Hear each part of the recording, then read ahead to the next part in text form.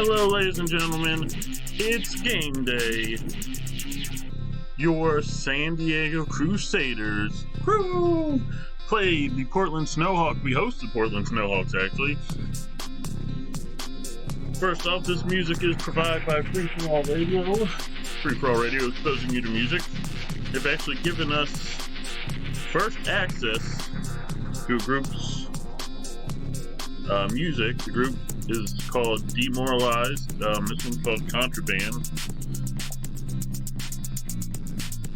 You can hear more music at F4A Radio's YouTube page. That's all one word, F4A Radio. Let's get into some Crusaders biz. Up that music a little bit, or all the way. For now, you might hear more music a little later. Well, let's get into things. I don't know if you can hear the excited San Diego Crusader crowd in the background. We got people walking around, excited for tonight's festivities. But let's get into business. First thing I address, where was the game day shows the last 2 weeks? It's easy answer, sorta. The short answer is easy. It's technical difficulties. The game against Chicago, for some reason things weren't working. It wasn't recording. At least we saw this time. We kept trying to record or broadcast live, and it wasn't working. Finally, we were like, all right, one last try. And it started recording in the last 3 minutes, and then it stopped, and then we just scrapped it for that day. And then the London game, I was up at 6 a.m. Eastern Standard Time, 3 a.m. Pacific Standard Time, was it 11 a.m. London time, where the game was. Spent 2 hours, hour on prep, hour recording the game, and when we went to make it public or set it to premiere an hour before our game, it wasn't there. So at least with the Chicago game, we knew it didn't record. We think we know why it didn't record for the London pregame show. So hopefully that mistake will never be made again. So let's get into things. First, let's talk about the previous games this season. The Elks, the Tigers, and the Monarchs. So the Elks game, that was an interesting situation. We spend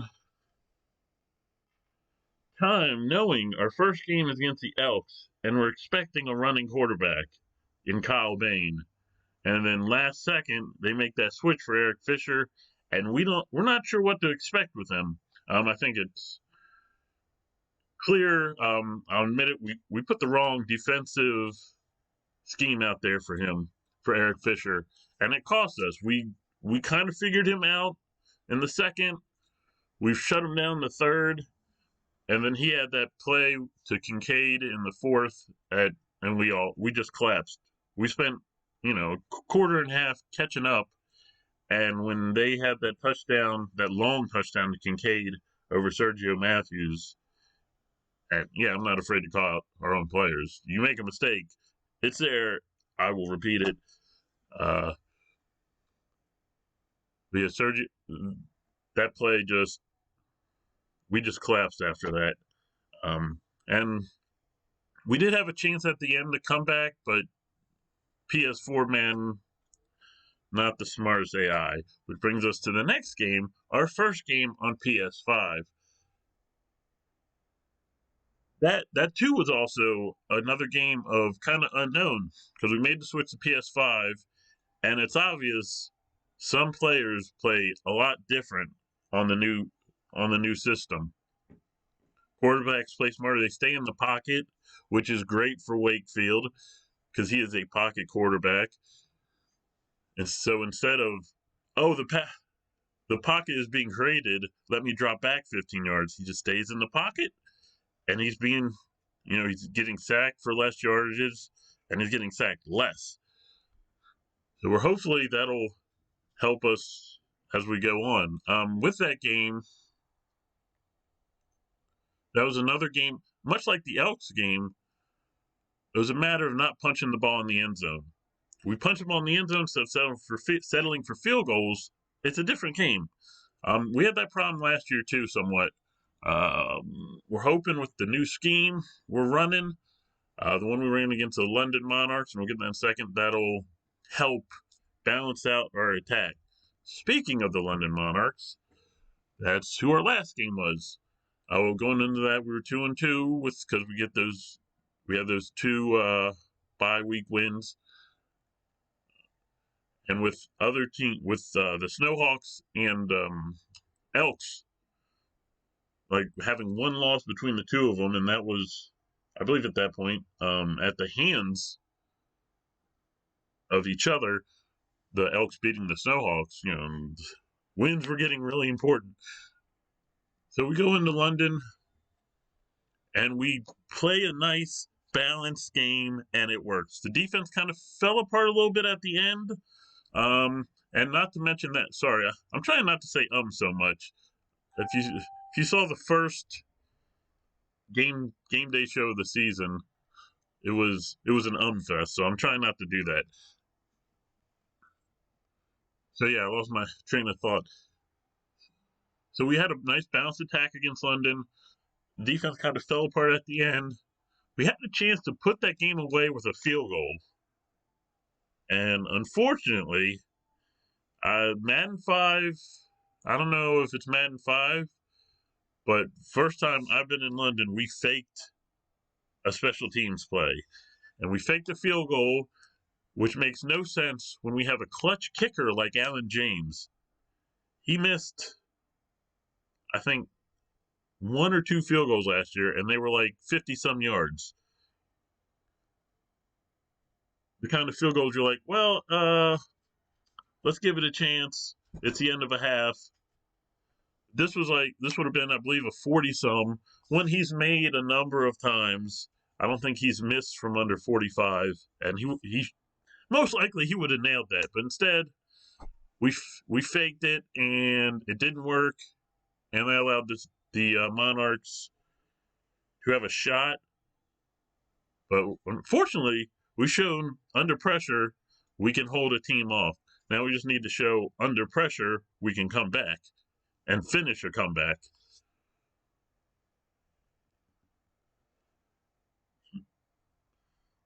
I believe that covers previous games. Let's move on to tonight's game.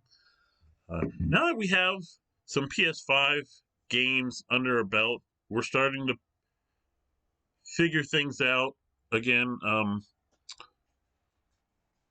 The new scheme hopefully will continue to work, but oh geez, I totally forgot. I meant to mention this in the London Monarch game. As you may know, Vondre Bryson dislocated his elbow in that game. For those, I don't think anyone noticed when he hurt himself because he didn't have the ball. This is what happened. It's the third touchdown in the first half, the pass to Alexander Colt in the end zone. Vondre Bryson picked up an untouched blitz. That guy had a lot of momentum. No one touched him. I think it was a cornerback, might have been a linebacker. And when Vondre Bryson went to put the block on him, which he did, it was a good block, he dislocated his elbow. And now he's out for another 4 weeks. We'll see how he is when he's cleared. We don't want to bring him back too early. We'll see how Darius Young II and the rest of the running backs do in their roles.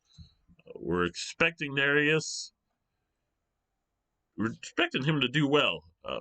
We are, I think at this point we can reveal that we are, I don't want to say the offense revolves around him, but I believe what we're doing is the best thing for him to do well in our system.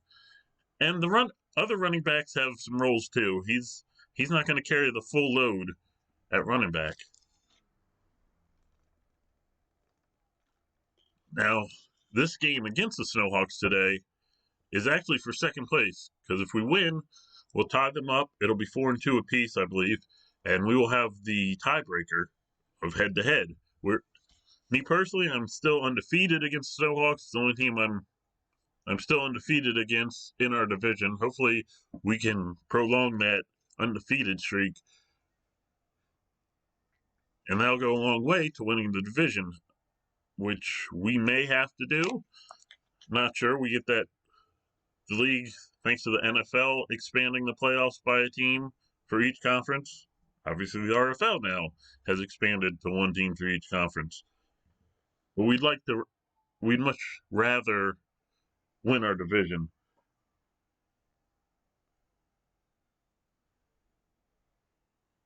So let's talk real quick about the other game today. So our game's at 8 p.m. Before that, our brother team, the San Diego Red Dragons, traveled to Houston to face the Houston Voyagers. I always like to make a prediction on the other game of the day.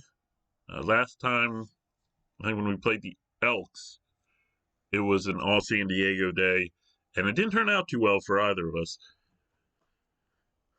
I'm thinking and hoping that this week is different. I like the Red Dragons today.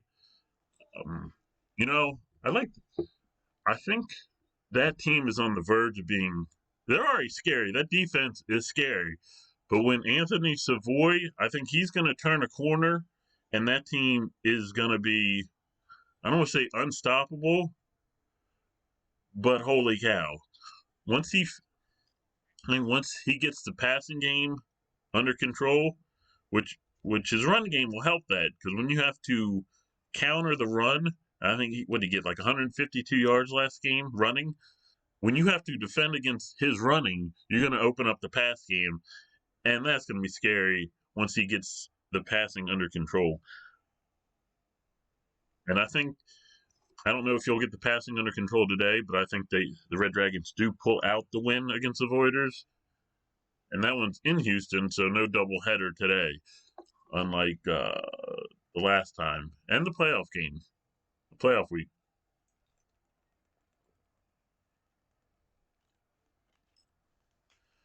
So anyway, moving on. So we're going to cover the big transaction news of the week. As you may know, we just signed defensive end Max Short to fill out the roster in the defensive end room. No, I mean that did happen, but that's obviously not the big news. Transaction wise, that's the failed trade, the trade that fell through between us and the Dreadnoughts across conference. We were giving away a first round pick and our center, Dustin Riley, for a great defensive end, a really good young wide receiver as we tried to build a new three-headed monster, as our old three-headed monster, actually the four-headed monster of Bentley, three-headed monster, Bentley, Beal, and Hardison. As they get older, we want to start to replace. Hardison, unfortunately, has started to fall off, but Colt's there to replace him. We need two more, and Wimper, the wide receiver who we would have gotten from the Dreadnoughts, would have been the number 2 new guy as we make that transition. And then we just look for that third young wide receiver. And then we're going to get their center Leva. He was just a replacement for Riley, not as good. But if we did that, we'd have an extra receiver. We can spend some more time focusing on getting that O-line stronger after taking the hit of losing Riley. But due to financial reasons on my part, we financially figured everything out, but we needed to add Leva, and I didn't realize how much money that guy was making, and I think that destroyed the trade. It still may not have gone through, even if we didn't take Leva, we took someone else, or just didn't have a center in return. Though I really feel we needed that. Also, that trade we would have sent Vincent Woodson to backup defensive tackle, young, but bottom of the depth chart, though I think he will get better pretty quick and will either be a starter or that number 2 defensive tackle. We run a 3-4 usually, so you kind of have to be that number 1 to get a lot of playing time, though. There are formations where we send 2 defensive tackles out, even in our 3-4 schemes. So anyway, that brings me to a second point. We could use, and we'll be hiring, a GM assistant. We're also looking for an opponent scout. Obviously, someone just to scout opponents. We're looking for a college scout for the upcoming draft. We may have some other positions opening, but those are the 3 we're looking for right now. We wanted to make that announcement back at the Monarchs game, or the Monarchs game day show, but like I said, we recorded that hour-long episode, and it disappeared into the ether. This episode will be a lot shorter. We're actually almost done this episode. Honestly. Yeah, we really tore through these subjects pretty quick. So, yeah, this is an official announcement. We'll put that on our social media and Discord very soon, what we're looking for. And then we'll make announcements when there's hires. One last thing on the agenda is team-specific sounds and musics. If you saw the game against the Barons and the Diablos, Mix, who will be calling our game tonight, he added a lot of things to make it feel like we were really there in Mexico. The music, he's been doing the Scenescape video, very cool. And now we can submit stuff to add to our own home games. And this is another announcement. We're doing a contest. Whoever can give us the best audio of crew, preferably audio of what sounds like a number of people doing that, we will take applications, entries, submissions for that audio, and whoever's audio we pick, we will send them a t-shirt, which brings us to something. We actually meant to mention this earlier. Redbubble and Sector 6, go check them out. The Relocation Football League shops. We linked them in pretty much all our social media. There's links in Discord. We'll hook up whoever wins our little contest, because I guess this is a contest. Yeah, it is a contest. It's a contest, folks. The crew soundbite contest, we'll call it. We'll make another official announcement on that in all our social media later this week, as well as our hiring positions that are available. Yeah, go check out Redbubble and Sector 6, the Relocation Football League shops.